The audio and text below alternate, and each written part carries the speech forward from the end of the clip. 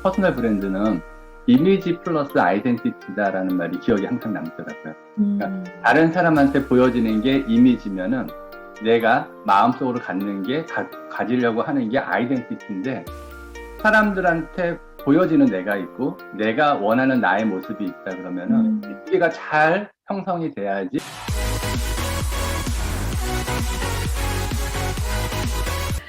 자, 안녕하세요. 박영실 TV입니다. 오늘은요, 카이스트 수학 박사이면서 창의력 그리고 글쓰기 관련해서 강의까지 멋지게 해주시는 우리 박종아 박사님 모셨습니다. 박사님 안녕하세요. 안녕하세요, 교수님. 반갑습니다. 와, 귀한 시간 함께 해주셔서 정말 고맙습니다. 이렇게 출연하게 돼서 영광입니다. 박사님, 어떻게 크리스마스는 잘 보내셨어요? 제가 어렸을 때는 크리스마스가 대단하게 재미있고 여러 가지 많이 했던 것 같은데, 이제는 크리스마스가 뭐 특별한 날이 아니라 그냥 빨간 날인 것 같아요. 평범하게 보냈습니다. 그러셨군요. 아무래도 지금 팬데믹 시대라서 그런지 많은 분들이 예전 같은 성탄절을 보내지 못하셨을 것 같아요. 저도 아주 소소하게, 조용하게, 그렇지만 마음속으로는 알차게 잘 보냈습니다. 박사님, 머리 헤어컷도 하신 것 같은데요? 어저께 머리 잘랐어요. 그러셨군요. 저 눈썰미 있죠? 멋집니다. 알겠습니다. 박사님께 제가 궁금한 게 정말 많아요. 그 중에서 네. 특히 박사님께서 생각하시기에 야, 이거 정말 최고의 브랜드다라고 생각하는 게 있다면 어떤 건지 궁금하더라고요. 사실 저는 브랜드에 대해서 그렇게 민감한 사람은 아닌데, 네. 주변에서 계속 듣잖아요. 퍼스널 브랜드를 가져야 한다. 퍼스널 브랜드가 중요하다. 그리고 사람들한테 어떻게 보여지는가, 뭐 이런 것도 중요한데, 예전에 어떤 책을 봤던 기억이 있는데, 퍼스널 브랜드는 이미지 플러스 아이덴티티다라는 말이 기억에 항상 남더라고요. 그러니까 다른 사람한테 보여지는 게 이미지면은 내가 마음속으로 갖는 게 가지려고 하는 게 아이덴티티인데, 사람들한테 보여지는 내가 있고 내가 원하는 나의 모습이 있다 그러면은 이 두 개가 잘 형성이 돼야지 개인적인 퍼스널 브랜드도 올라간다. 뭐 이렇게 얘기했던 게 기억나거든요. 그래서 저는 말씀하신 세상에 있는 다른 브랜드는 제가 두 번째로 이해하고, 저 개인적으로 브랜드에 대한 개인적인 생각을 하나만 말씀을 드리면은, 네. 사람들은 이미지를 중요하게 생각하는 사람이 있는데, 저는 아이덴티티를 좀 더 중요하게 생각하는 사람입니다. 네. 그래서 남한테 보여지는 이미지보다 내가 어떤 모습을 가지려고 하는가, 잘 갖지는 못하지만 그런 거에 조금 더 집중을 하려고 생각을 하게 되더라고요. 그러니까는 어떤 여성분 보면 예쁘잖아요. 이런 얘기를 네, 예쁜데 막 남한테 보이게 화장을 예쁘게 해서 예쁜 사람이 있고, 피부 미인이 있고, 그쵸? 피부가 미인이 있고, 어떤 사람은 특별하게 자기를 막 화장하고 예쁘게 포장하지는 않는데 그냥 건강해. 건강하고 항상 밝아. 건강하고 항상 밝고 뭔가 긍정적이고, 네. 그런 면에서 주는 아름다움, 이런 것도 있지 않습니까? 그런 걸 생각해 보면은 저는 그냥 화장만 막 덕지덕지 해가지고 예쁜 사람이 제일 별로인 것 같고, 피부 관리를 잘해서 예쁜 사람은 좀 노력하는 사람인 것 같고, 건강해서 또는 삶 자체가 건강해서, 육체적으로도 건강하고 삶 자체가 건강해서 자연스럽게 뭔가 이렇게 나오는 이런 사람이 예쁜 사람이라는 생각이 드니까, 우리가 추구하는 모습도 그렇게 내면에서 뭔가 자연스럽게 나의 아이덴티티가 잘 형성돼서 다른 사람들한테 그게 좋은 이미지로 보이는 이런 사람이 되는 게 필요하다라는 생각이 평소에 많이 했어요.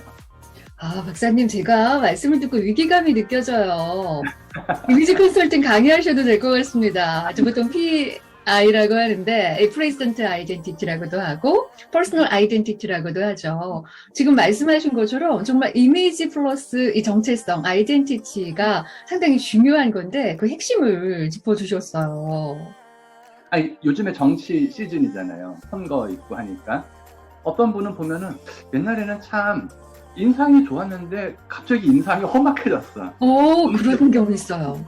뭐 특정한 분을 말씀할 수는 없겠지만 우리가 다 아는 어떤 정치인은 그러니까 내가 딱 보니까 주변에서 누군가가 좋은 이미지 컨설팅을 하고 있는 것 같은데 자신의 아이덴티티랑 어긋나게 또는 잘 매칭이 안 되는 뭐 이렇게 하니까 인상 자체가 너무 안 좋아지고 저렇 남한테 자기 얘기하는 것 같지 않고 남의 이야기 그냥 하는 것 같기도 하고 얼굴 자체도 자기 얼굴이 아닌 것 같아요. 맞아요. 남의 얼굴 그냥 이렇게 하는 것 같고 그런 걸 보면서 좀 안타깝다는 생각이 들면서 기본적으로 좀 공격도 있지만 수비도 해야 되는 거잖아요. 네, 그럼요. 수로 따지면 공격도 중요한데 수비도 해야 되는 것처럼 나 자신의 아이덴티티를 잘 지키지 못하면 아무리 나 자신을 잘 포장하려고 해도 결국에는 그냥 수비가 잘 안 돼서 골을 먹는 축구팀처럼 잘 안 될 수도 있겠다라는 생각이 많이 들더라고요.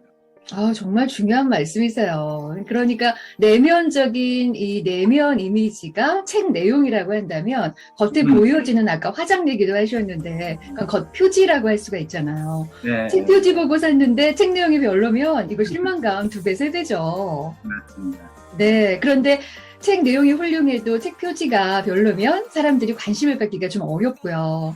그래서 책 표지와 책 내용이 어느 정도 일치를 해야 훨씬 더 아무래도 이 평판이 좋아지리라 생각이 됩니다. 그걸 핵심적으로 짚어주신 것 같아요. 그런 관점으로 제가 이렇게 그 제품이나 우리가 사용하는 서비스들을 잘 보면은 나이키 같은 회사가 대단하게 감동을 주는 것 같더라고요. 예전에 나이키에 대해서 사람들이 많이 얘기한 게 나이키는 신발을 만들지 않습니다. 뭐 이렇게 얘기를 많이 했었거든요. 나이키는 신발을 만들지 않는다. 신발 만들어서 파는 회사가 신발 만들지 않는다는 게 뭔가. 그러니까. 보면은 나이키는 항상 광고할 때 이거 좋은 제품 나왔어요. 이거 사용해 보세요. 이렇게 얘기하지 않고 우리는 그들의 스포츠맨십을 뭐 추구합니다. 위대한 선수들을 막 이렇게 얘기하면서 우리는 그들을 뭐 응원합니다. 추모합니다. 뭐 이런 얘기를 하는 거 보면은 뭔가 정신을 얘기를 하기도 하고 뭐 가치를 얘기하기도 하고 그런 거 보면은 우리가 보통 얘기할 때 뭐 고수 하수 막 이렇게 얘기하지 않습니까? 네.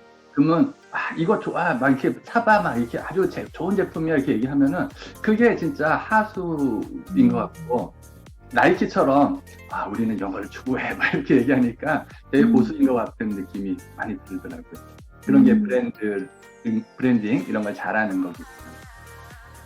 저도 공감을 합니다. 맞아요. 이 브랜딩이라는 것은 내가 이런 브랜딩이야 라고 알리는 것도 물론 뭐 필요하겠지만 상대방이 인정을 해줘야 되겠죠. 그래서 가치를 상대방이 그리고 이용하는 소비자들이 인정을 해줄 수 있도록 꾸준하게 이게 자기 길을 묵묵하게 가는 것도 참 필요하지 않겠나라고 생각이 들고요. 또 지금 말씀 주신 게 나이키 하면 저도 아주 멋진 브랜딩을 하는 그러한 브랜드로 저도 각인이 되어 있습니다. 나이키 신발도 나이키 신으시나요, 박사님? 우리 아들딸이 사줬는데 뭐 그거는 굳이 밝히진 않겠습니다. 그러시군요. 자, 나이키에 대한 얘기도 잘 들었는데요. 박종화 박사님 같은 경우는 사람들한테 어떤 이미지로 각인되고 싶으신지 궁금하더라고요. 제가 나는 어떻게 사람들한테 보여지고 싶은가 이런 얘기를 한 번씩 들을 때마다 뭐 어디 가면 막 질문하잖아요. 네. 사람들끼리 막 그런 거 질문하고 연말연시에 모여가지고 야 금년에 뭐 했냐 내년에 뭐 할까 뭐 이렇게 얘기하다가 한 번씩 그 질문을 가끔 듣거든요. 네. 근데 너는 어떻게 사람들한테 보여주고 싶어? 뭐 이런 질문을 그때마다 생각나는 게 피터 드러커가 예전에 그 자기의 이야기를 했던 게 있어요. 네. 요즘 젊은 친구들은 피터 드러커를 잘 모를지 모르겠는데 제가 한 30, 40대에 처음 이렇게 그 공부를 하고 막 이렇게 대중 강연하고 막 그랬을 때는 많은 사람들이 피터 드러커 책 읽고 그랬거든요. 한 20년. 맞아요. 유명하죠. 피터 드러커가 그 경영학의 뭐 거의 개척자, 뭐 대부 사람들이 이렇게 많이 말씀하시는 분인데 그분이 그 어렸을 때 학교에서 그러니까 이분이 벌써 거의 90 넘어서 돌아가신 분이긴데 한 10년 됐기 때문에 네. 그분이 어렸을 때는 지금으로부터 거의 100년 전인데 그때는 학교에 그 종교 수업이 항상 있었나 봐요. 아, 중고등학교, 이거 초등학교 정도? 13살이라 그랬으니까 우리나라 나이로 따지면 초등학교, 뭐 중학교 이 정도 수준일 것 같아요. 네. 13살이라고 했으니까. 근데 그때 종교 시간에 신부님이 너는 죽은 다음에 어떤 사람으로 기억되기를 바라느냐? 이 질문을 하셨대요. 어, 너는 죽은 다음에 사람들한테 어떤 사람으로 기억되기를 바라느냐? 이렇게 질문을 했고 그 질문이 평생 자기가 항상 되뇌이는 그런 질문이었다고 그러더라고요. 그러면서 살면서 내가 죽은 다음에 사람들이 나를 어떻게 기억할까? 뭐 이렇게 생각을 하면서 뭐 죽음을 기억하라 뭐 이런 그런 뜻 있지 않습니까? 뭐 메멘토리 뭐 이런 네, 네. 거 이야기하고 이런 거 이야기하면서 그 생각을 항상 하셨다는 거예요.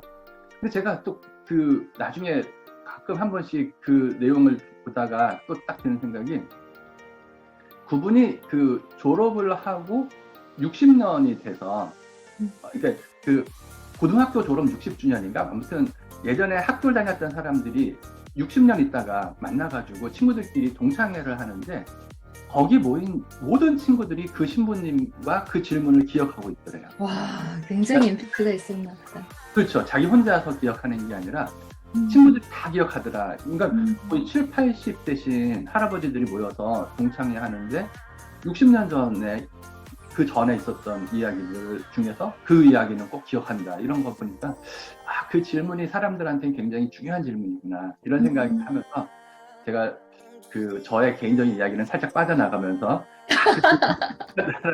이야기를 한번 해보고 싶습니다. 네. 이거에 대해서는 계속 생각이 왔다 갔다 하니까 근데 왔다 갔다 하는 게 또 좋은 것 같아요. 나쁜 나는 이렇게 기억되고 싶다. 뭐 그런 생각 그런 걸 해보게 됩니다.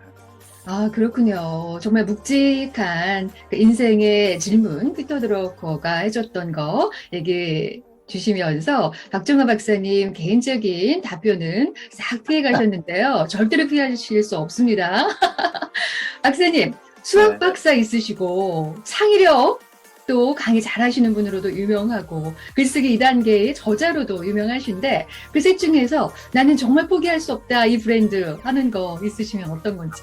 저는 뭐 그 제 활동을 막 브랜딩 하려고 한 거는 아니고 그냥 그 살아온 것 같아요. 그러니까 이런 일 했었고 그리고 이런 일 했었고 지금은 이런 일을 할 수 있으니까 이런 일을 한다. 이 정도인 것 같습니다. 그러니까 글쓰기 책 같은 경우는 사실은 그 즉흥 작품 같은 거였어요. 즉흥 작품 같은 건데 제가 이렇게 창의적인 아이디어를 만들어야 됩니다. 라고 사람들한테 뭔가 프로세스나 뭐 내용적인 설명을 하다가 보니까 어느 날 보니까 우리가 하는 창의적인 활동이 뭐가 있는가 떠올려 보니까 몇 개 떠오르는 게 없어요. 네. 창의적인 활동 중에 대표적인 게 요리 같은 거라고 얘기하죠. 오, 정말 필요하죠. 네, 요리. 그러니까 뭐 새로운 요리를 한번 해본다. 도시락도 맨날 싸듯이만 싸는 게 아니라 아이를 위해서 아이가 좋아하고 재밌어하고 즐거워하고 이건 새롭네 뭐 할 만한 거를 생각하면서 뭐 만들어 본다. 뭐 이런 게 사람들이 생각하는 창의적인 활동인데 저는 요리 안 하거든요. 요리 안 하니까 내가 하는 창의적인 활동은 뭔가 생각해 보니까 저는 그 꾸준하게 글을 쓰게 되는 것 같아요.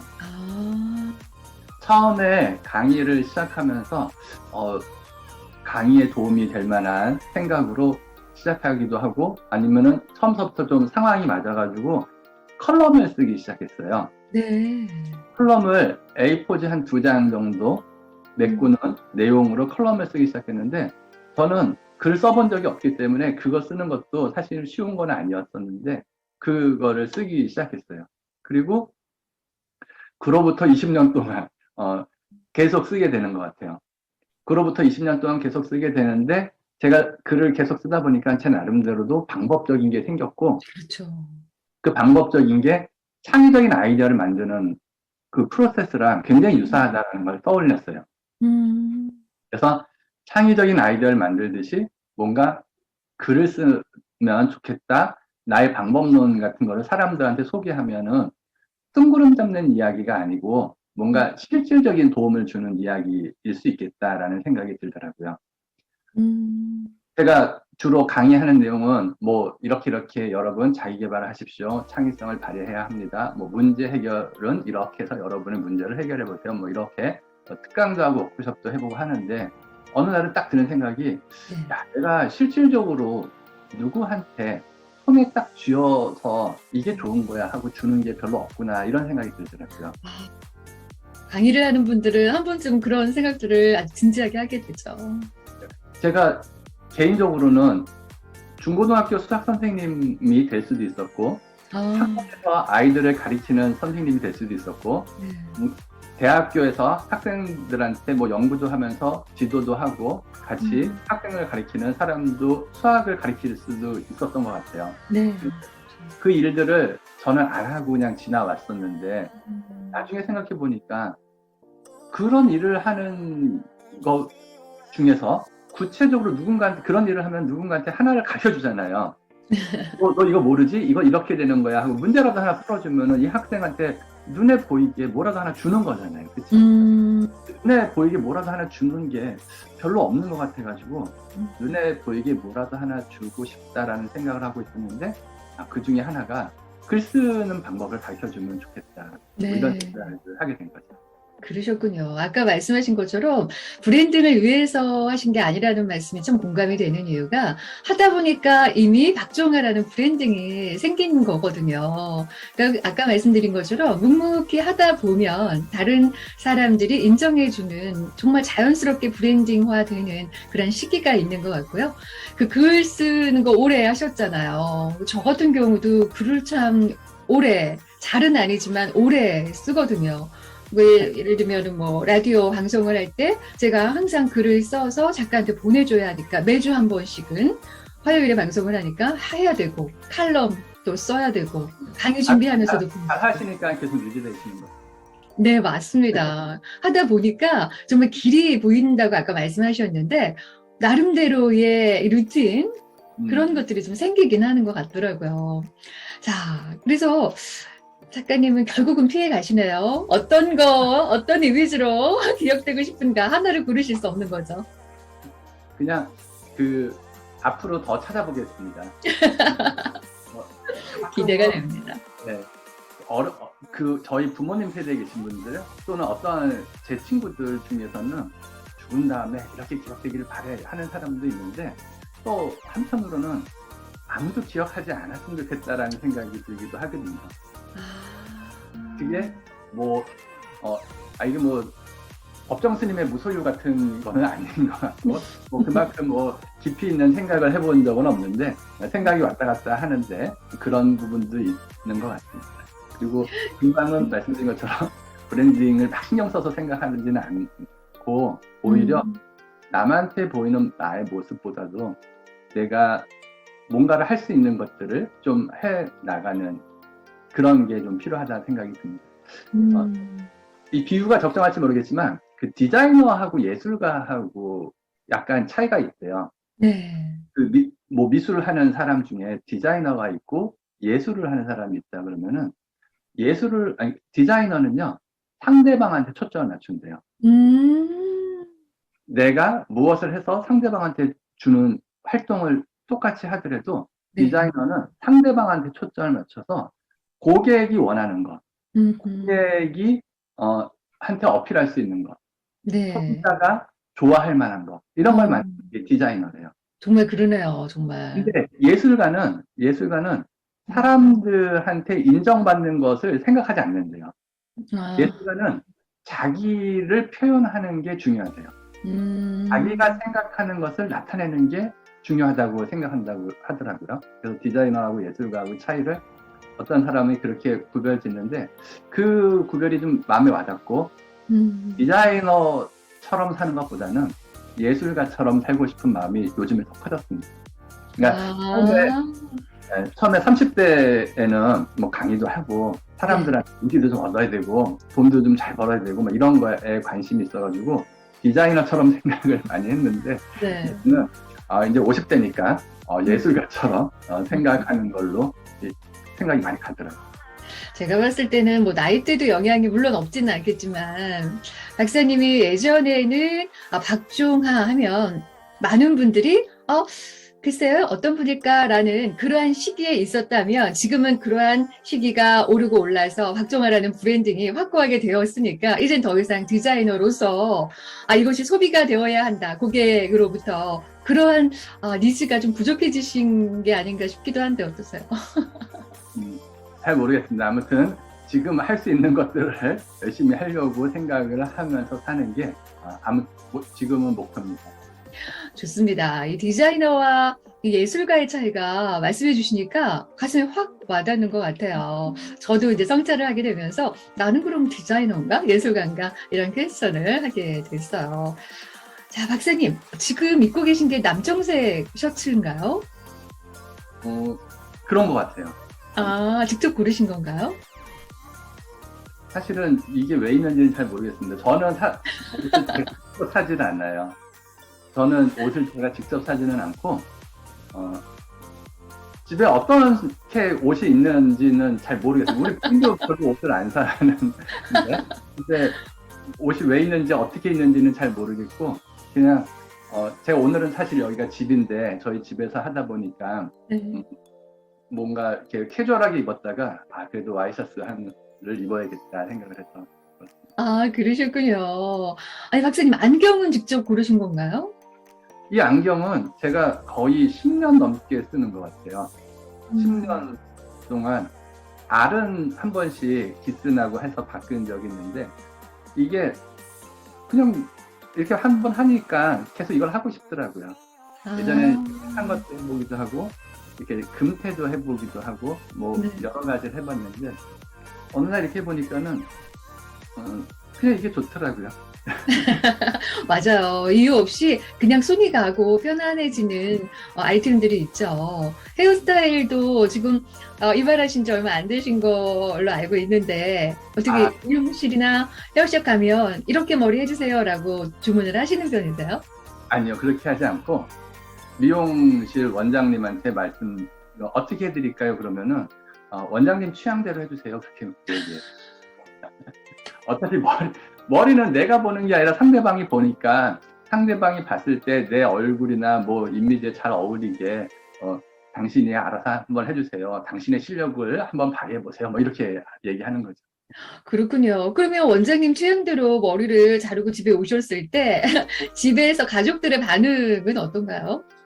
반응에 따라서 이런 거죠. 이제 거기 가지 말고 저쪽 가. 그렇죠. 아니면은 거기 괜찮네. 거기 계속 맞아. 그런 거. 네. 그런 거에 따라서 이렇게 하는 것 같아요. 네. 그러면서 자연스럽게, 가족들에게 반응이 좋은 헤어스타일이 이런 거구나.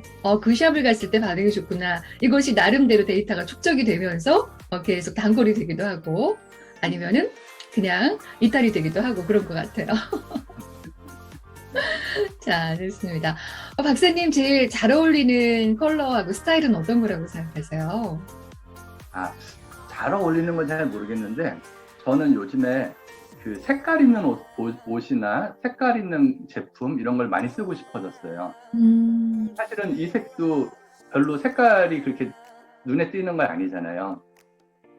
그냥 오렌지색, 뭐 이렇게 빨간색, 보라색, 뭐 이런 거, 파란색, 초록색, 뭐 이렇게 색깔 있는 옷이나 뭐 제품 이런 것들이 많이 쓰고 싶어졌어요. 사실은 마음속으로.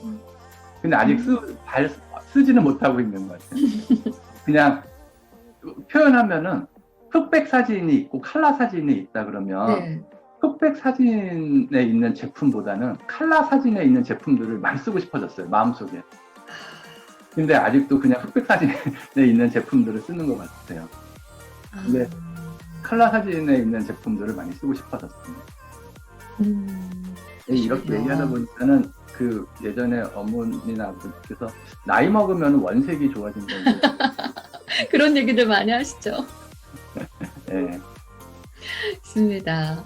이미지라는 것이 뭐 여러 가지가 있지만 박사님 아까 말씀 주신 것처럼 내가 알고 남도 아는 이미지가 있는가 하면 나만 모르는 이미지가 있잖아요. 예, 그래서 나만 모르는 이미지를 찾아가는 그 여정이 이미지 컨설팅이라고 할 수가 있는데, 박사님 같은 경우는 나만 모르는 이미지를 가족들에게 많이 물어보시는 편이실 거라고 저는 짐작을 했거든요. 맞습니까?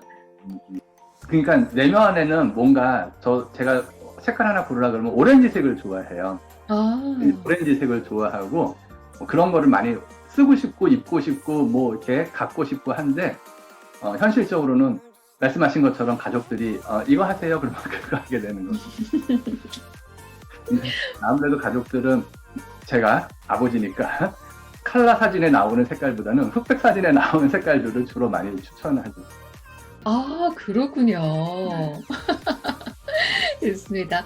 오늘 박종원 박사님 통해서 좀 최고라고 여기는 브랜딩이 무엇인지도 알아봤고, 그리고 원하시는 이미지가 뭔지는 해답을 명쾌하게 해주지는 않으셨지만 ING라고 하셨고, 그리고 어울리는 스타일과 컬러에 대해서도 얘기를 좀 나눠봤습니다. 그 밖에도 궁금한 게 너무나 많은데요.